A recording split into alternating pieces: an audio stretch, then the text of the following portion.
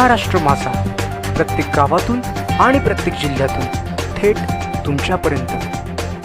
10 ते 15 लाख झाडांच्या तोडीच्या विरोधात कर्जतचा हरित संकल्प, एक झाड कर्जतच्या नावाने अभियानाला सुरुवात। 5 जून जागतिक पर्यावरण दिनाच्या पार्श्वभूमीवर कर्जत तालुका पर्यावरण बचाव संघर्ष समितीच्या वतीने नागरिकांना पर्यावरण संवर्धनासाठी पुढे येण्याचे आवाहन करण्यात आले आहे।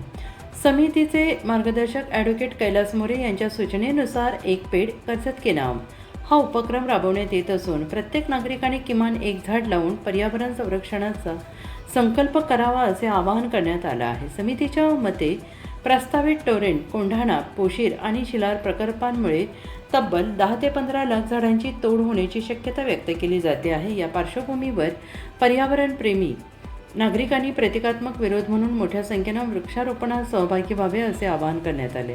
तज्ज्ञांच्या माहितीनुसार एक प्रौढ झाड दरवर्षी सरासरी 100 ते 120 किलो ऑक्सिजनमध्ये निर्मितीस मदत करते, तर 20 ते 25 किलो कार्बन डायऑक्साईड शोषून घेते। यामुळे झाड हे केवळ एक वनस्पती नसून ते ऑक्सिजनचा नैसर्गिक कारखाना आणि प्रदूषण विरुद्धचे प्रभावी शस्त्र असल्याचं समितीनं नमूद केलं आहे।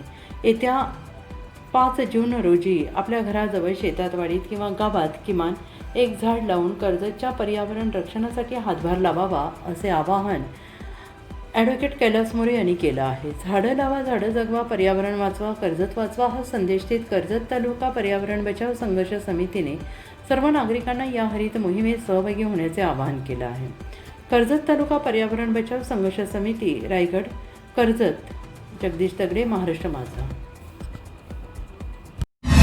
महाराष्ट्र माझाला सबस्क्राईब करा आणि बाजूचा बेल आयकॉन प्रेस करून मिळवा आपल्या परिसरातील ठळक आणि ताज्या घडामोडी।